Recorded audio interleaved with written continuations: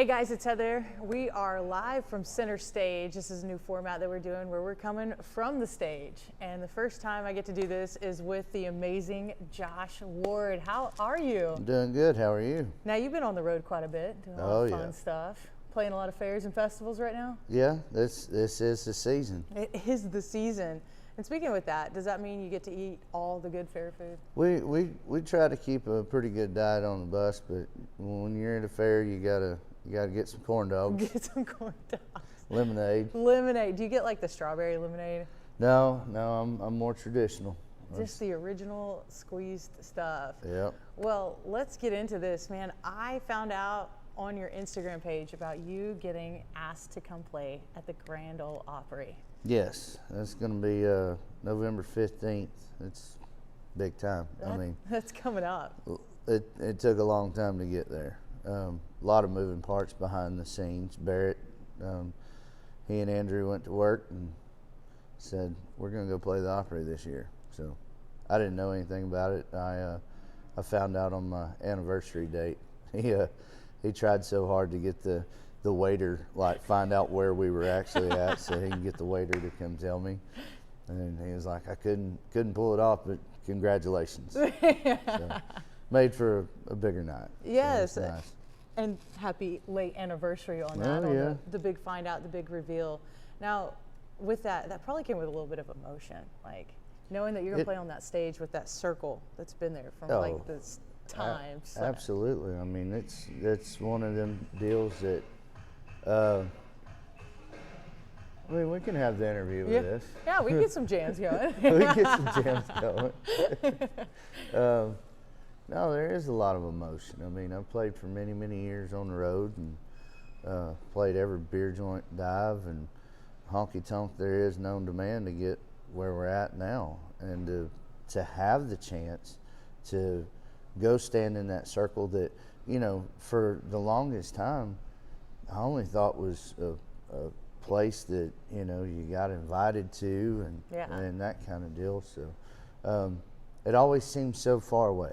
Yeah. So now that we got the invite to come up and do it, I mean, it's special. Oh, it's got to be so special. And I don't know about you, but every time that I get to see, someone like, we call them our artists, yes, the Texas music scene, getting to be on that stage, I get like a little kid at the candy store. So like getting to see that announcement as a huge super fan is got to be for us. I know a lot of people that are going to be flying out there that are going to go to that show, and that's got to be special to hear that people are wanting to do that to you. It is. I mean, for me, it's the thing that I get is,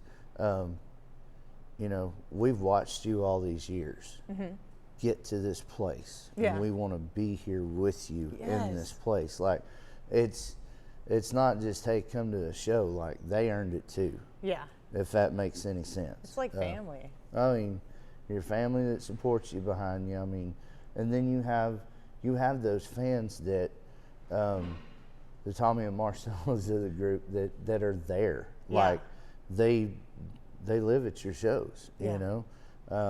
It's very special to see folks like that come out. So I think we're gonna have a room full of them. A lot of honky tonking going on, man. That's the best way to say it. Two things that go hand in hand is Josh Ward and rodeo. I feel like, that's just a big thing. And with Fort Worth, the Fort Worth Stock Show and Rodeo, it's going to be here before we all know it. And you're going to be taking over Billy Bob's January the 27th. It's going to be fun to be back at Billy Bob's, Texas. Oh, my gosh. That's another iconic stage, I feel like. It is. And, that was another one that we were talking about earlier that seemed so far out of reach for so many years. I mean, I tried to get into Fort Worth. I mean, I begged, borrowed, still dang near kicked the door in over at the ranch just to get them to play my song. And I was like, one of these days, like, I walked into Billy Bob's, I was 18 years old. We had rode in the back pen back there. Yeah. And, we're kids and we're sticking our nose through the door, and there's this guy who's like, well, come on in. And I mean, I said right then, it was like going to the world's biggest fair and rodeo, and you got carnival here and a Kmart here and a barbecue place here. I mean, it was all under one roof, and it blew my mind. Yeah. So, you know, every time we come back to Fort Worth, we tried to frequent Billy Bob's. I've seen huge shows there. Had all the Live at Billy Bob's records. I mean, You were the 50th one. I was. Like, that's got to be the coolest honor in the world. I got to put my stamp on number 50. But yeah, I mean, being a fan of the record, being a fan of the venue, getting to cut a Live at Billy Bob's, and still get to come back and be family with those guys, it's awesome. Well, y'all released a Cowboy Can, the live version. Yep. And that one, I got to say, I love studio versions, but live, there's just something about a live song. That one was special, man. And I think, you know, collaborating with Billy Bob's and what we did and releasing it as a live thing, that was a no-brainer. Yeah, So absolutely. Well, y'all make sure, get those tickets, go see him, BillyBobsTexas.com. A lot of big things in the work coming from Josh Ward, coming soon. I cannot wait. it's going to be the perfect week to be at Billy Bob's. As soon as you get done over there, head right down the road, come on in, watch a good old honky-tonk show. Best way. And, you know, it's been about a year since I last got to talk to you. We were at Steamboat where we didn't get to finish that interview. We were at Steamboat. We were. And it's been a full year since you've had that accident. Yeah. And it's given you, I don't know, a new appreciation, I guess, for some stuff. Could you Oh, say that? absolutely. Yeah. I mean, any time that you have any kind of life-threatening thing like that go on, I mean, it checks you a little bit. Yeah. And, you know, looking at things a lot different. I mean, I'm obviously my career, you know, I didn't know that I was going to get to come back to get to do this. Yes. So everything just stopped. And it made me realize, like, I do have something special that, you know, Yeah, anybody yeah, you do. anybody would love to be in my shoes, to be out here playing music. And I need to, you know, I need to take it more seriously. Not that I didn't in the beginning, but it was just like, you know, we need to catch another gear here. Yeah. Like, this is time to wake up and grab the bull by the horns and let's go do something. Let's go make some noise. So, I mean, I came back once I found out, hey, you're not dying and you're going to... After you gave all of us a heart attack, too, and your wife. You're going to be all right. You're just going to be slow getting back to doing it. And I was like, well, let's do it. Barrett never quit putting shows on the books. Yeah.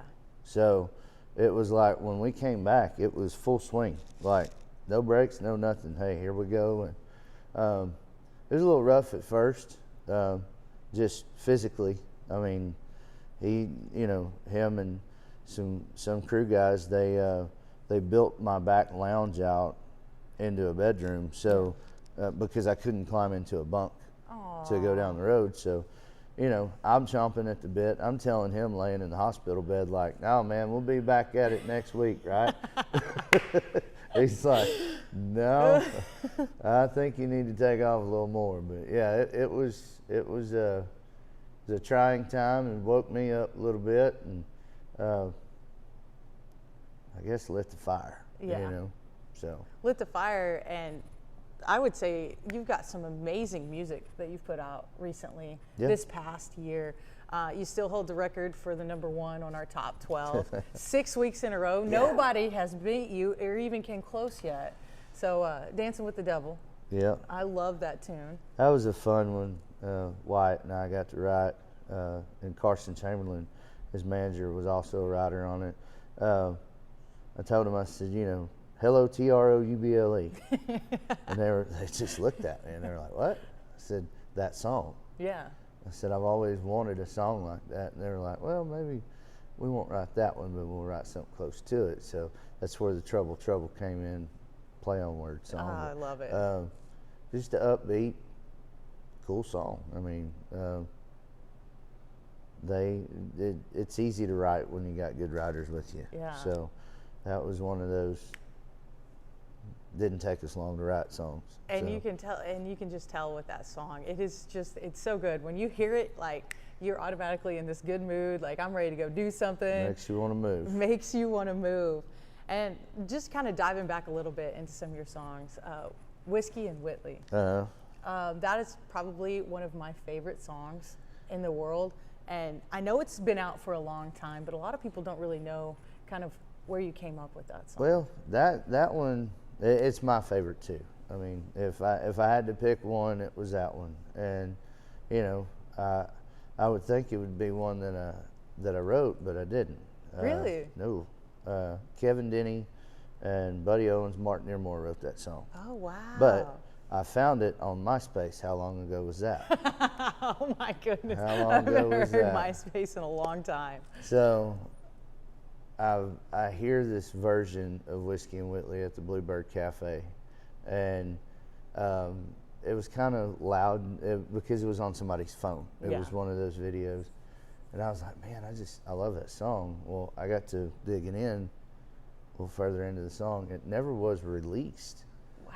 So it was like this demo, and finally got my hands on it. And I mean, this is, like I said, MySpace times. Love the song. Fast forward probably 10 years, if not more. I'm up in Nashville, and I'm writing with a guy named David Chamberlain. He's the one that wrote In My Blue, What's Going On in Your World, that kind of deal. And we weren't getting anywhere. Yeah. So it was like, let's call it a night. And one of my buddies said, hey, Daryl Singletary's playing in town. And I went, well, heck yeah, we know where we're going, right? Yes. So I show up, and I'm a big Singletary fan, and I show up, and he said, I got a few more, and I'm going to let my buddy KD get up here and finish the show. And I'm like, KD, well, here comes Kevin Denny walking through the crowd. And I was like, cool, I'm a fan. So we get over there, and I noticed that Kevin was standing with a guy, and I walked up and I said, hey, you think if I bought Kevin a beer, he'd sing Whiskey and Whitley? And that guy looked at me, and he was like, I bet you he would. Oh, wow. So I bought my beer, made my request, you know, as a fan. And I come back, and this guy's just, you know, he's like, you like that song, huh? I said, yeah. And, you know, kind of being inquisitive about it, he said, well, if you like it so much, why don't you cut it? And I said, well, who are you? And he stuck out his hand. He said, I'm Buddy Owens. I was one of the writers on that song. Wow. So I come home, I come back to Texas, and find out that this song is being cut by another band called Twanksters Union. We cut it first. Yes. Yes. And me and Twanksters Union has talked since then, you know, and joked about it. But yeah, to have that song kind of come like where it was, where I found it, got to meet the writer. The writer gave me, you know, the blessing to go with that, to cut this song. I was like, it's meant to be then. Yes. So I come home and cut it, and man, it was, that song proved to me that country was still out there. Oh, it gives me chills just hearing that. Because it is. It's probably one of the most traditional songs that I've ever cut. Yeah. As far as fiddle, steel, this country music right down the pipe. Absolutely. So, and we're not done doing that. No. More good things to come, I hope, in the near future. That's it. Do we have any word on any new music coming soon? It's coming. I like the mystery behind it. You know, it's fine, but I still like hounding you about it. I'm not holding back by any means. I mean, we'll play some new tunes or whatever live, but I want this one to be special. I understand that. We're actually going back in and reworking a bunch of stuff to make dang sure that everything's going to be right. So. And when you go do that, like, is there just like, you just get this feeling like, this is it, this is how it's going to be, this is the feeling I want? Well, yeah, I mean, because what we'll try to do is slowly but surely introduce the songs to a live audience and see how they react to that song. Yeah. You know, loving where it's going. That song was played live 3 months before we cut it. Like, wow. Like, it really was. That's another good one. And you seen the crowd go, okay, I love this. We can interact. We can sing back and forth with them. This one's going to be a cut. So yeah, I mean, I think about that. I try to think about if we're here in this time and space to cut the best album that we possibly can right here. Yeah. And I'm to the point to where it's like, I don't want just 3 songs on here that, yeah, we might get a number 1, we might get played on the ranch with this one, and then 7 other fillers. Yeah.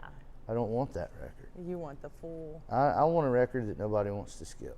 Oh, I love that. I can't wait. I can't wait to hear the finished product. This is why you go see him. Get to see some new music anywhere, any chance that he get to. I'm excited. I have one last question for you, Josh. Okay. So, as a music person, I always think this is really funny. You go around, you've learned to play guitar at a young age. Mm-hmm. So if you can't use the guitar, you can't use the piano, the steel guitar, bass guitar, the drums. If there's any other instrument that you could learn to play to put into your music, what would it be? Like an accordion, a recorder, a triangle? Like me, I would just be the triangle. Saxophone. Saxophone. I'm a big fan of like your early Eddie Rabbits, your Ronnie Millsap had a lot of sax in his stuff, and I'm like, I've always thought it was that it's kind of like when country was going pop. Mm-hmm. That's when you heard it introduced, but it gave it this sexy vibe. Like that's that's where you get sexy country at. So add the sax. So yeah, saxophone would be mine. Well, thank you so much, Josh. Look You forward bet. to seeing more on the road. Y'all keep listening to his stuff. Follow him on social media. He's got amazing stuff out there, and you do a great job. And love seeing you out here. Next time, I'll get to interview her back. Yes, we'll do that.